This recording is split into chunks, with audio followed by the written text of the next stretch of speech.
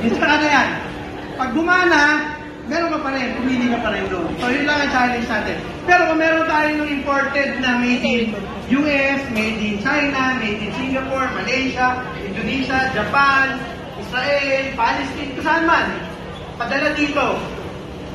Kung sino yung hindi masira, ibig sabihin sobrang galing ng product natin. Dahil nga, pag made in the Philippines, galing sa puso po nagagawa niyan. Sabi nga ng Gilas Pilipinas, puso. Sabi nung Ascal, puso. Sabi nung Pilipinas, puso pa rin. So, ginawa yan, galing sa puso, pagmamahal ng Pilipino. Ngayon, pag nasira, i-re-repair na lang natin ulit. Okay, ha? Bilangan ko na ito. 1, 2, 3. Mukhang nasira. Yeah. Natin.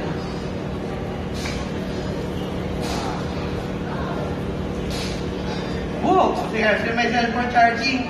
12.7, yung ilaw niya, gumagana pa. Kung meron gusto mag-charge, testing natin yun. I think, pwede yan natin yan. Diba ano? Yan ang next na generation natin, lalagyan natin. Pero baka kasi kulang pa eh. Okay, isa pa. Sabihin lang, hindi, nakachamba lang, nakachamba. Bukas na natin, para wala nang ano. Sino pa may gusto? Sige, kuya mo. Pangatlo ka na lang, kuya. Kaya kahit galing gano'ng mataas kaya ba? Huwag mo lang babal sa tao, ha? Sige, sige. Again, made in the Philippines. Patero Solar Rev City, popular yan sa balot. Pero ngayon, ang mga Solar Rev technologies, dyan lang ginagawa sa Patero Solar Rev City. Okay, so, ganyan lang, ha? Huwag sa akin.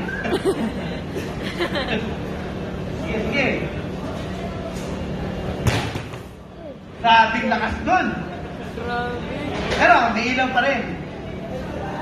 Buo pa din. May power pa din siya. O pangatlo, parang sabihin saan pa eh, dalawa lang eh.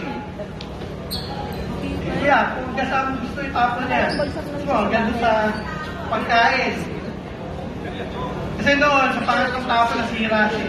Sinabayan namin yung isang made in US, tatlong tapon din siya. Sige ba? Yan, bumukas na. Ibig sabihin, sira na. Pero, kaya kung bukas, meron kasi yan, lock. Tinamahan niya lang yung lock. Pero, buo pa rin. Meron pa rin. Pwede ka pa rin mag-charge. Ganun magaling ang made in the Philippines. So, may pang-apat ka ba? Kasi may next speaker na eh. Medyo, may next speaker na. So, yung mga nagtapon, hindi lang kayo dito.